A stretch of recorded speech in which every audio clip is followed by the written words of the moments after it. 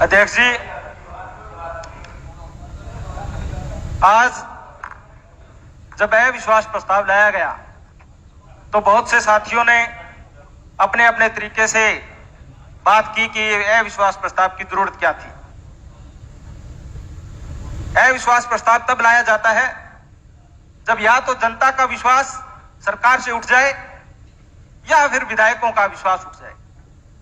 परंतु आज के दिन अगर आज के परिप्रेक्ष्य में देखेंगे तो विधायकों का भी और जनता का विश्वास दोनों ही इस सरकार से उठ चुका है। यह आपने अभी देखा है, नजारा देखा, आप अपने सामने देखा है। सरकारें आती है, सरकारें जाती है। बैठ जाओ बैठ जाओ बैठ जाओ शिव जी, बैठ बोलो बोलो। सरकारें आती है, सरकारें जाती है।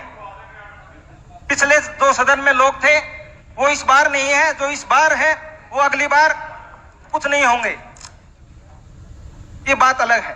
परंतु जब आज किसान की बात है, जब पूरा देश का किसान और हरियाणा का किसान, हरियाणा की धरती पर कुंडली बैठा है, सिंगू बॉर्डर पे बैठा है, हरियाणा की धरती पे बैठा है और हरियाणा की धरती पर वो शहीद हो रहा है, और उसके बावजूद सरकार की तरफ से आज भी उन किसानों के प्रति कोई हमदर्दी कहीं भी दिखाई नहीं देती। एक शब्द जब उनके शहीद होने पर सरकार की तरफ से नहीं बोला जाता। हमारे चमोली में एक दुर्घटना घटी और वहां कुछ लोगों की मृत्यु हुई, बड़ी दुखद घटना है। उसको भी हमने हमारी कार्रवाई में डाला। परंतु नेता प्रतिपक्ष का मैं धन्यवाद करना चाहूंगा कि उन्होंने, भूपेंद्र सिंह हुड्डा जी ने उन किसानों को श्रद्धांजलि देने का काम किया। साथियों, ये तीनों काले कानून है मित्रों, ये बिल्कुल काले हैं। इसको अगर कांग्रेस क्या कहती है, भाजपा क्या कहती है, इसका कोई मतलब नहीं है। अगर आप किसान के पास जाएं, अगर किसान से ये बात पूछें कि ये इन काले कानूनों की हकीकत क्या है, तो वो मैं आपको बताना चाहूंगा, इस सदन में बैठे हर व्यक्ति से ज्यादा वो आपको बता देंगे कि ये काले कानून काले क्यों हैं। तीनों काले कानून की बात है।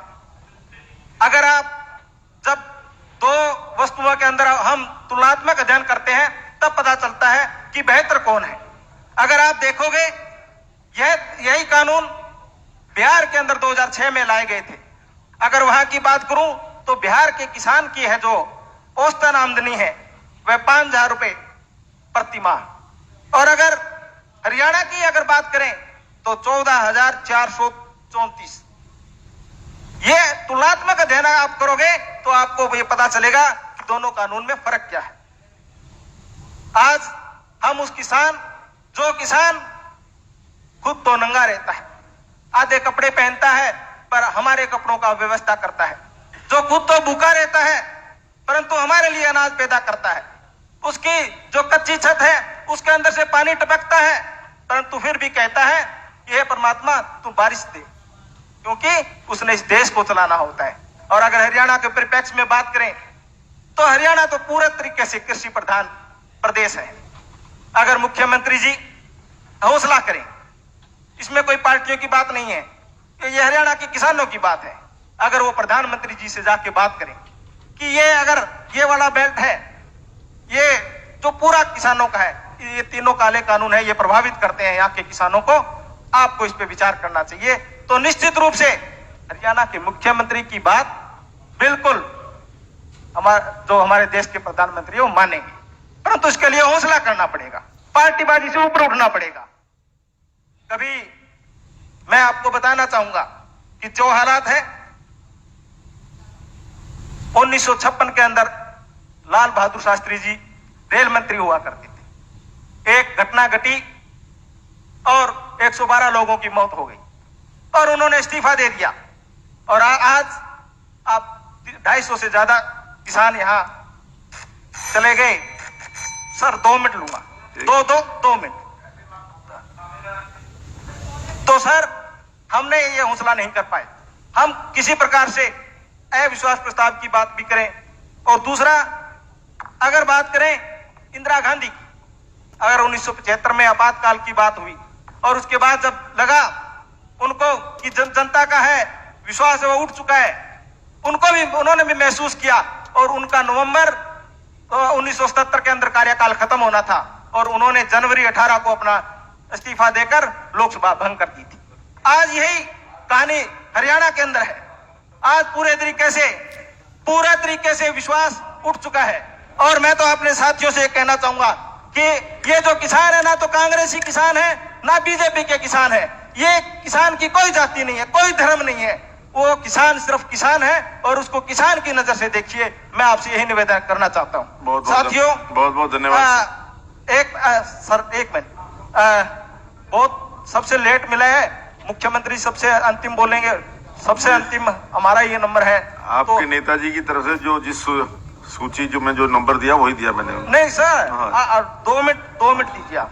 तो सर मुद्दे तो बहुत ज्यादा है, चाहे आज महिलाओं की स्थिति की बात हो, आज चाहे के ऊपर नहीं है शिषपाल जी, इसके ऊपर इसको खत्म करिए, चाहे कर्मचारियों का विश्वास की बात हो।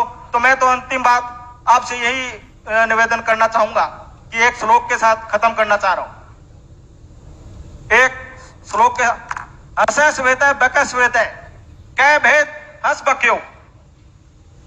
हंस भी श्वेत होता है, बगुला भी श्वेत होता है, क्या भेद है इसमें? तो ये कहा गया है कि नीर क्षीर विवेक तू हंसे हंसे बके बके, कि जब दूध और पानी को अलग करने की बात आती है तब पता चलता है कौन हंस है और कौन बगुला। तो यहाँ बैठे हैं सारे हंस है। तो मैं ये चाहता हूं कि आज जो घड़ी है इस घड़ी के अंदर अपने आप को हंस साबित कर दीजिए और अविश्वास प्रस्ताव के पक्ष में वोट करिए। मैं इन्हीं शब्दों के साथ आपका बहुत बहुत धन्यवाद।